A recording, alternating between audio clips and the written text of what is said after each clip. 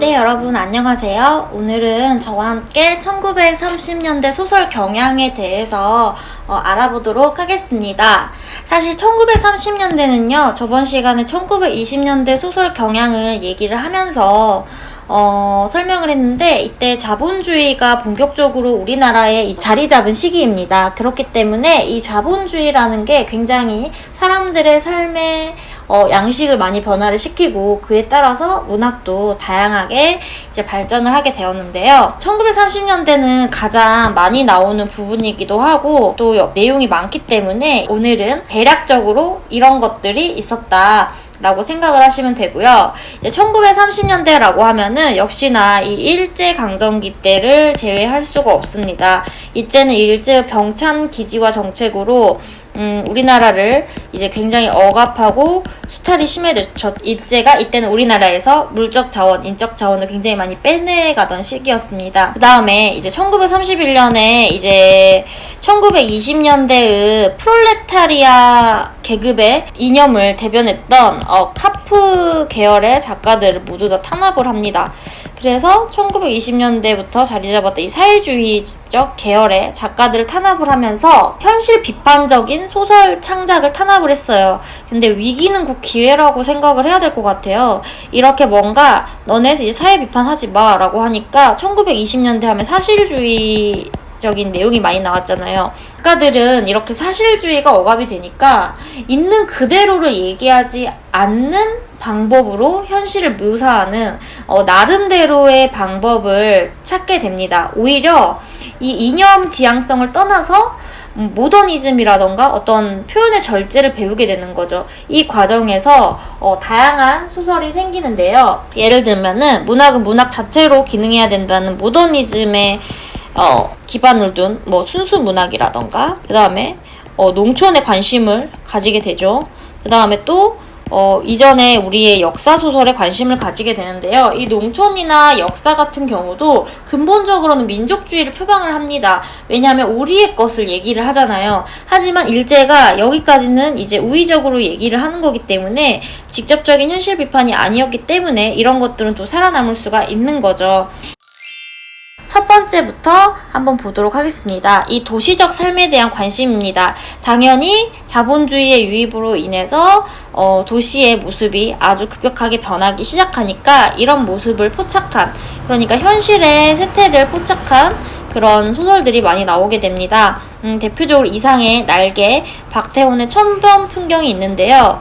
이 이상의 날개라던가 박태훈의 천변 풍경은 그 작품 자체도 중요하고요. 또 이 작가들의 작품들이 굉장히 중요한 의미로 자리를 잡습니다. 1930년대를 대표하는 작가라고 했을 때는 머릿속에 이상과 박태훈이 먼저 떠오르기 마련인데요. 그만큼 이 둘은 모더니즘 계열의 이제 소설을 도입을 함으로써 우리 소설 문학의 격을 높였죠. 자, 그 다음에 소설가 구보씨의 일일도 있고, 그 다음에 채만식은 이제 레드메이드 인생인데요. 이 레드메이드가 뭐냐면 기성품을 얘기합니다. 일이 준비되어 있는 인생이라서 이 레드메이드 인생을 읽으면 정말 2020년 지금의 사회랑 똑같다고 볼 수가 있어요. 이 소설들이 보면은요, 유진호의 김강사 티교수 등 이런 것들이 있는데, 이런 것들이 지금의 현대사회와 근본적으로 다를 게 없습니다. 그 이유는 현대사회 또한 자본주의로 굴러가고 있고, 이 자본이라는 거는 돈을 중시하잖아요. 그래서 필연적으로 인간이 소외되는 것을 불러오게 됩니다. 그렇기 때문에 이런 소설들을 보면요, 이 당시의 도시 세태라던가 사랑에 대한 왜곡이라던가 어떤 실업, 이런 것들이 현대의 모습과 굉장히 닮아 있다는 거, 그런 거를 이제 느낄 수가 있습니다. 그 다음에 농촌에 대한 주목인데요. 시문의 상록수, 이거 정말 눈물이 나오는, 특히 이제 교육계에서 일하시는 분들은 이 시문의 상록수를 읽으면 뭔가 좀 마음에 확 와닿는 게 있는 것 같아요.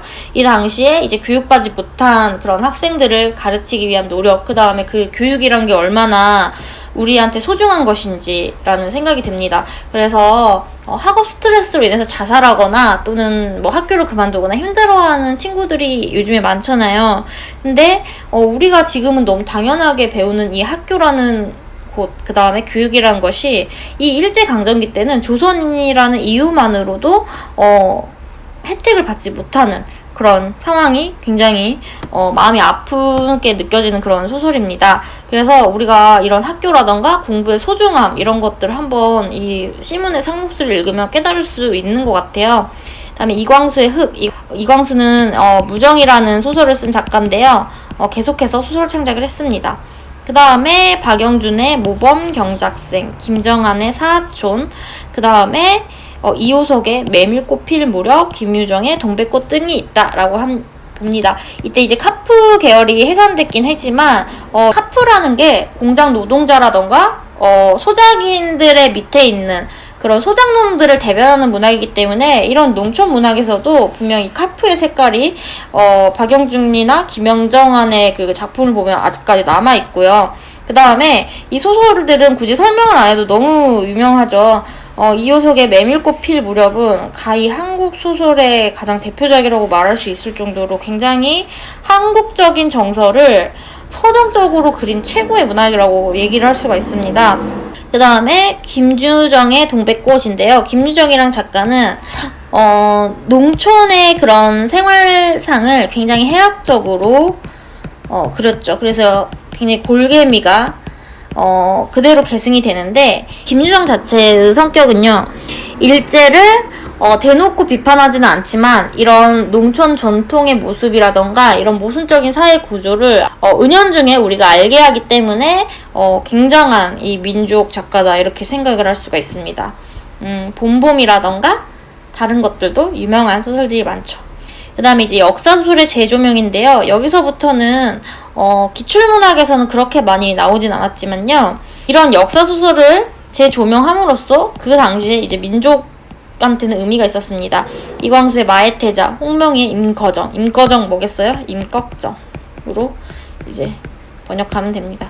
김동인의 운영궁의 봄, 그 다음에 박종화의 금삼의 핌, 현진건의 무영탑 등이 있다라고 하는데요. 이 현진건의 무영탑은 수능 기출에 한번 나온 적이 있습니다. 현진건의 무영탑이 출제가 됐을 때 굉장히 많은 수험생들이 당황했을 거예요. 왜냐하면 EBS에도 없고 그동안 기출되지 않았던 작품이 그때 출제가 돼서 그 내용 자체가 어렵지는 않았지만 이게 굉장히 낯선 작품이기 때문에 새로움을 줬죠. 근데 이 현진건이라는 작가 자체는 현진건의 운수 좋은 날이 있잖아요. 1920년대를 대표하는 아주 대표 작가이기 때문에 작가는 익숙한데 작품은 생소한, 이게 바로 이제 문학 난이도를 조정하는 그런 방법이라고 볼 수가 있습니다.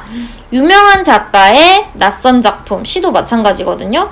그렇기 때문에 여러분들이 여기도 내가 수능이라던가 이제 모의를 볼 때 분명 내가 모르는 소설, 내가 낯설게 느껴지는 소설도 나올 수가 있구나 라고 생각을 하면 됩니다. 자, 그 다음에 이제 한국적인 것을 추구한다 라고 해서 김동리의 바위라던가 무녀도, 정비석의 성황당인데, 우리가 여기서는요 뭘 느낄 수 있냐면 그 한국 전통의 그런 샤머니즘이 막 무속을 얘기를 합니다. 그래서 뭐 무당이라던가 토속신앙 같은 것들, 특히 이 무녀도라는 작품이 그런 부분에서 이제 대표적인 그런 작품이고요. 성황당도 제목 자체가 이게 선왕당의 원래 말인데, 성황당은요 이 선왕신이라는 신을 모시는 집을 얘기를 합니다. 그래서 이거는 이제 민간 신앙 이런 것들을 얘기를 합니다. 그 다음에 이제 장편 소설이 나오는데요. 이게 바로 이제 문학사적 의의가 있는 것이죠. 왜냐면 1920년대까지는 주로 단편이 많이 나왔습니다. 이 단편 소설들이 굉장히 많이 나왔고, 그래서 제가 1920년대 강의에 이 동인지 시대라고 했잖아요. 그래서 이 동인지들이 많은 단편 소설을 냈는데 이제 일제가 이런 동인지들을 탄압하기 시작을 했죠. 그래서 중요한 작품이 염상섭의 3대입니다. 이거는 할아버지 조우관, 그 다음에 아빠 조상훈, 그 다음에 아들 조덕기, 이렇게 손자, 그래서 3대의 그런 모습을 그렸는데요. 이 3명의 캐릭터가 굉장히 다릅니다. 그리고 염상석의 3대는 1930년대를 잘 포착을 했는데요. 자본주의, 돈의 문제를 직접적으로 보여주는 그런 소설입니다. 역시 아까 말했던 시문의 상록수, 채만식의 탕류. 자, 채만식의 탕류 같은 작품도 한 여성이 어떻게 인생이 몰락하는지를 그린 그런 작품입니다. 그래서 태만식의 탕류라던가 태평천하, 이거 태평천하는 교과서에 많이 실리는 작품이거든요. 그래서 이런 것들이 있었다라고 정리를 하면 되고요. 강경애의 인간 문제, 이기영의 고향 이런 거는 약간 사회주의 계열이 강합니다. 그래서 이 강경애의 인간 문제라던가 이기영의 고향 같은 경우는 이 앞에 것들보다는 기출 빈도는 떨어지지만 역시 이 당시 장편 소설이었다라고 생각을 해주시면 됩니다. 그 다음에 여성 작가의 등장인데요. 여성이라는 존재는 사실 예술이든 문학이든 소외될 수밖에 없는 존재였습니다. 하지만 이 작가들이 굉장히 이제 이 1930년대도 활발하게 활동을 함으로써 어떻게 보면 지금 우리가 보면은 유명한 여성 작가들 굉장히 많잖아요. 한강이라던가 김혜란이라던가 조남주라던가 이런 작가들이 지금은 여성 작가들이 너무 많아서 별로 낯설지가 않는데 이 당시만 해도 굉장히 낯설다라고 볼 수가 있습니다. 박화성, 강경애, 최정희, 백신의 이성희 등이 각각 식민지 현실에서 여성의 역할 문제를 소설을 통해서 많이 나타냈습니다. 사회주의적인 그런 사상에 기반을 둔 궁핍 이런 것들을 많이 냈고요. 특히 이선희 같은 소설은요, 여주인공들이 엄청 불행한 삶을 살아가는 그런 모습과 남성 지배 사회로부터 벗어나고자 하는 욕망 이런 것을 그려내서 남성 중심적 사회 제도와 인습에 대한 어떤 대결 의식 이런 것들을 보여줍니다. 그래서 지금 우리가 요즘에 이제 문학의 트렌드가 몇 년 전부터 페미니즘이었잖아요. 그런 게 이제 화두가 됐는데 사실 이게 갑자기 나온 게 아니라 1930년대 소설이 이제 기틀을 잡을 때부터 이런 문제의식은 항상 얘기를 했다. 하지만 이때는 이제 주류라고 볼 수는 없었겠죠. 자, 그래서 이렇게 1930년대 소설 경향이 있었고요. 1930년대에서 사실은 이 문학단체를 주목을 하면 됩니다. 1930년대 메인은 구인회였습니다. 이 구인회는요, 사람 이름이 아니고요, 문학단체입니다. 1933년 8월에 이종명, 김우영의 발기로 이효석, 이무영, 유치진, 이태준, 조용만, 김기림, 정지용 이렇게 9명이 이 문학단체를 결성을 했어요. 근데 여기에서 이제 이종명, 김유영, 이효석이 탈퇴를 하고 박태원, 이상, 박파량 등이 가입을 했습니다. 그 다음에 이제 유치진이라던가 조용만이 또 다시 나가고 김유정, 김한태가 이제 들어가서 항상 9명이었다고 해요. 그래서 구인회라고 하는데 이 구인회가 바로 이 순수 문학을 이끌어 나간 그런 사람들입니다. 구인회는 순수 문학을 함으로써 어떤 소설의 근대성을 확보한 가치가 있는 문학단체였습니다. 그래서 우리가 배우는 30년대의 대표 소설은 주로 구인회 작가들이 거의 대부분이죠. 오늘은 이렇게 공부를 정리를 하면 되겠고요. 여기서 제가 말한 각각의 작품들은 중요하게 다뤄지는 작품들이 많기 때문에 1930년대의 주요 작품들은 꼭 개별적으로 공부를 하셨으면 좋겠습니다. 오늘 강의는 여기까지고요. 다음 시간에 다시 만나요. 구독과 좋아요 눌러주세요. 안녕.